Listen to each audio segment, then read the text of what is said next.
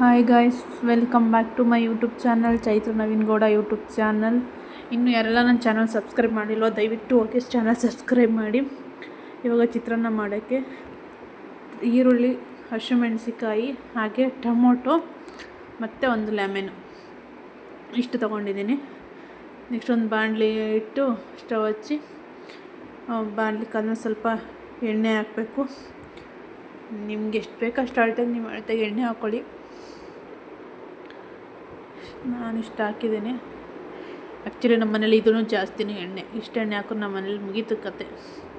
ಎಣ್ಣೆ ಕಾದ್ಮೇಲೆ ಸ್ವಲ್ಪ ಕಡಲೆಬೇಳೆ, ನಿಮ್ಗೆ ಎಷ್ಟು ಬೇಕು ಅಷ್ಟು ಹಾಕೊಳ್ಳಿ. ಕಡಲೆಬೇಳೆ ಮತ್ತು ಕಡಲೆ ಬೀಜ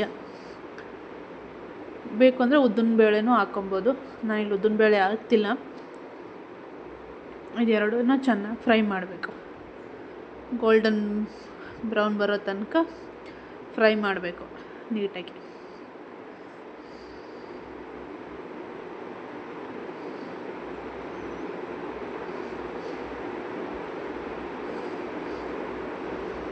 ನೋಡಿ,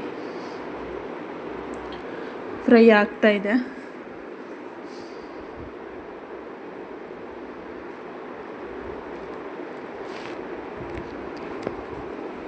ಚೆನ್ನಾಗಿ ಫ್ರೈ ಮಾಡಿ ಇದನ್ನು ಸಪ್ರೇಟ್ ಎತ್ತಿಟ್ಕೋಬೇಕು.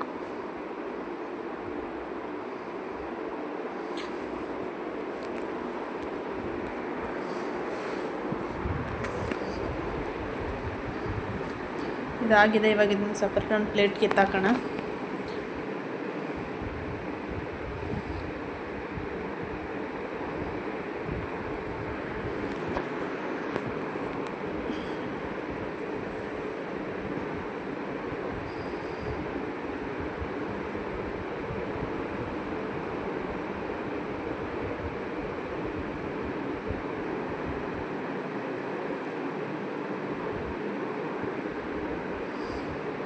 ಇವೆಲ್ಲ ಒಂದು ಸಪ್ರೇಟ್ ಒಂದು ಪ್ಲೇಟ್ಗೆ ಎತ್ತಾಕಾದ್ಮೇಲೆ ಅದೇ ಬಾಣಲಿಗೆ ನೆಕ್ಸ್ಟು ಜೀರಿಗೆ ಮತ್ತು ಸಾಸಿವೆ, ಕರಿಬೇವಿನ ಸೊಪ್ಪು ಮತ್ತು ಹಸಿಮೆಣ್ಸಿಕಾಯಿ. ನಿಮ್ಮ ಖಾರಕ್ಕೆ ಎಷ್ಟು ಬೇಕು ಅಷ್ಟು ಹಾಕ್ಕೊಳ್ಳಿ. ಹಸಿಮೆಣ್ಸಿಕಾಯಿ ನಾನು ಇಲ್ಲೊಂದು 3 ಹಾಕಿದ್ದೀನಿ. ಹಸಿಮೆಣ್ಸಿಕಾಯಿ ಎಲ್ಲ ಸ್ವಲ್ಪ ಫ್ರೈ ಮಾಡಿ, ಹಸಿಮೆಣ್ಸಿಕಾಯಿ ಸ್ವಲ್ಪ ಫ್ರೈ ಮಾಡಬೇಕು. ಅದಾದಮೇಲೆ ನೆಕ್ಸ್ಟ್ ಈರುಳ್ಳಿ ಹಾಕಬೇಕು.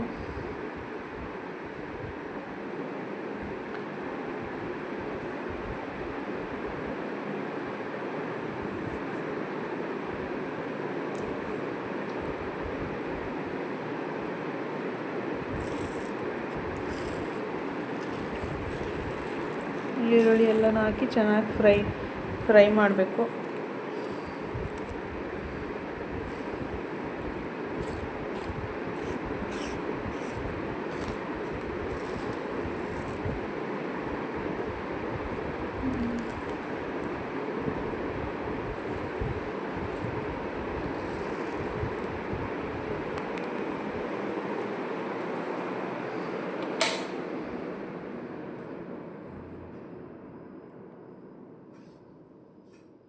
ಫುಲ್ಲೆಲ್ಲ ಗೋಲ್ಡನ್ ಬ್ರೌನ್ ಆಗಬೇಕು. ಈ ಆನಿಯನ್ ಆ ಥರ ನೀಟಾಗಿ ಫ್ರೈ ಮಾಡಬೇಕು.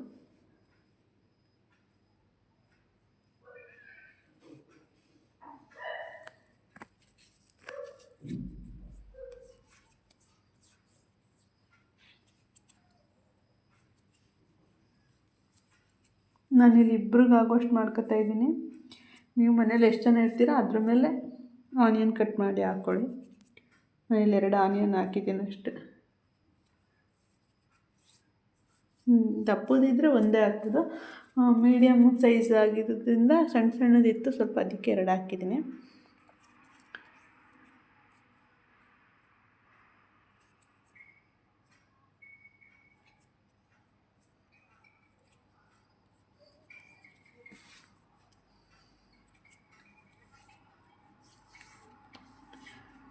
ನೆಕ್ಸ್ಟ್ ಇವಾಗ ಇದಕ್ಕೆ ಟೊಮೊಟೊ ಹಾಕ್ತಾಯಿದ್ದೀನಿ.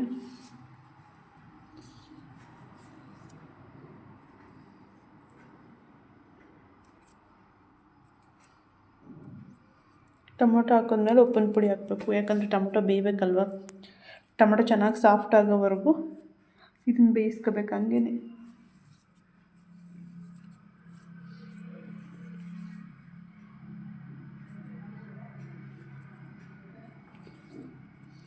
ಕೆಲವೊಬ್ರು ಟೊಮೊಟೊ ಹಾಕ್ತಾರೆ, ಇನ್ನು ಕೆಲವೊಬ್ರು ಟೊಮೊಟೊ ಹಾಕಲ್ಲ. ನಾನು ಸುಮ್ಮನೆ ಇರಲಿ ಅಂತ ಒಂದು ಸಣ್ಣದೊಂದು ಟೊಮೊಟೊ ಹಾಕಿದ್ದೀನಿ.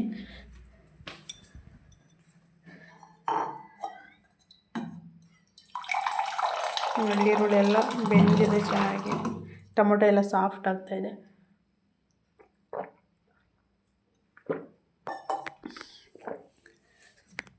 ಇದಾದಮೇಲೆ ನೆಕ್ಸ್ಟು ಇದಕ್ಕೆ ಅರಿಶಿನ ಪುಡಿ ಹಾಕಬೇಕು. ನಿಮ್ಮ ಕಲರ್ಗೆ ಎಷ್ಟು ಬೇಕೋ ಅಷ್ಟು ನೋಡಿ ಹಾಕ್ಕೊಳ್ಳಿ ಅರಿಶಿನ ಪುಡಿ. ಅರಿಶಿನ ಪುಡಿ ಹಾಕಿದ್ಮೇಲೆ ಚೆನ್ನಾಗಿ ಮಿಕ್ಸ್ ಮಾಡಬೇಕು ಎರಡೂ.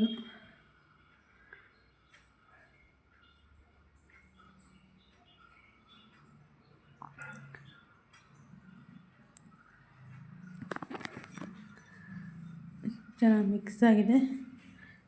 ಬೇಕು ಅಂದರೆ ಇನ್ನೊಂದು ಸ್ವಲ್ಪ ಹಾಕೊಳ್ಳಿ. ಇವಾಗ ಅದು ವೈಟ್ ಕಾಣಿಸ್ತಿದೆ, ಹುಳಿ ಬಿಟ್ಟ ಮೇಲೆ ಅದು ಸರಿ ಹೋಗ್ಬಿಡುತ್ತೆ, ಕಲರ್ ಬರುತ್ತೆ. ಇವಾಗ ನಾನು ಸ್ವಲ್ಪ ಕಾಯಿ ತುರಿ ಹಾಕ್ತಾಯಿದ್ದೀನಿ. ಇದಕ್ಕೆ ಕಾಯಿ ತುರಿ ಹಾಕಿ ಮಿಕ್ಸ್ ಮಾಡ್ತಾಯಿದ್ದೀನಿ. ನಿಂಬೆ ಹುಳಿ ಬಿಟ್ಟ ಮೇಲೆ ಆಟೋಮೆಟಿಕ್ ಅದು ಯೆಲ್ಲೋ ಕಲರ್ ಬಂದುಬಿಡುತ್ತೆ. ನೀವು ಸ್ವಲ್ಪ ಹಾಕಿದ್ರೂ ಅದು ಡಾರ್ಕಾಗಿ ಆಗಿಬಿಡುತ್ತೆ. ಹಂಗಾಗಿ ನಾನು ಸ್ವಲ್ಪನೇ ಹಾಕಿದ್ದೀನಿ. ಕಾಯಿ ತುರಿ ಎಲ್ಲ ಚೆನ್ನಾಗಿ ಮಿಕ್ಸ್ ಮಾಡಿ ಇದಕ್ಕೀಗ ಹುಣಸೆ ಹುಳಿ ನಿಂಬೆ ಹುಳಿ ಬಿಡ್ತಾಯಿದ್ದೀನಿ ನೋಡಿ. ನಿಂಬೆ ಹುಳಿ ಬಿಟ್ಮೇಲೆ ಜಾಸ್ತಿ ಬಿಸಿ ಮಾಡಬಾರ್ದು, ಸ್ಟವ್ ಆಫ್ ಮಾಡಿಬಿಡ್ಬೇಕು. ನಾನು ಒಂದ್ಸಲ ಮಿಕ್ಸ್ ಮಾಡಿ ಸ್ಟವ್ ಆಫ್ ಮಾಡ್ತಾಯಿದ್ದೀನಿ. ಸ್ಟವ್ ಆಫ್ ಮಾಡಿ ಇದಕ್ಕೆ ಆವಾಗಲೇ ಫ್ರೈ ಮಾಡಿಟ್ಟಿರೋಂಥ ಕಡಲೆ ಬೀಜ, ಕಡಲೆಬೇಳೆ ಕಾಳು ಇದೆಯಲ್ಲ ಅದನ್ನೆಲ್ಲ ಮಿಕ್ಸ್ ಮಾಡಿದ್ರೆ ಬಿಸಿ ಬಿಸಿಯಾಗಿ ಚಿತ್ರಾನ್ನ ಗೊಜ್ಜು ರೆಡಿ ಆಗುತ್ತೆ ತಿನ್ನೋಕ್ಕೆ. ಬಿಸಿ ಅನ್ನೋ ಜೊತೆ ಹಾಕೊಂಡು ತಿಂತಾಯಿದ್ದಾವೆ, ಸೂಪರಾಗಿರುತ್ತೆ.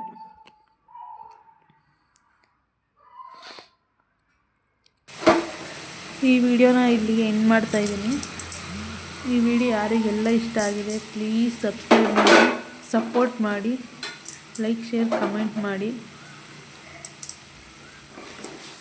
ನೆಕ್ಸ್ಟ್ ಯಾವ ರೆಸಿಪಿ ಬೇಕು ಅಂತ ಕಮೆಂಟಲ್ಲಿ ಹಾಕಿದ್ರೆ ನಾನು ಆ ರೆಸಿಪಿನ ಮಾಡಿ ನಿಮಗೆಲ್ಲ ತೋರಿಸ್ತೀನಿ. ಪ್ಲೀಸ್ ಕಮೆಂಟ್ ಹಾಕಿ.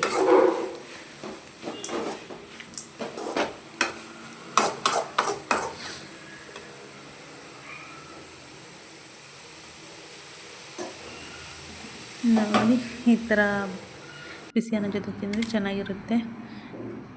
ದಯವಿಟ್ಟು ನನ್ನ ಚಾನಲ್ನ ಎಲ್ಲರೂ ಸಬ್ಸ್ಕ್ರೈಬ್ ಮಾಡಿ, ಸಪೋರ್ಟ್ ಮಾಡಿ. Thank you all.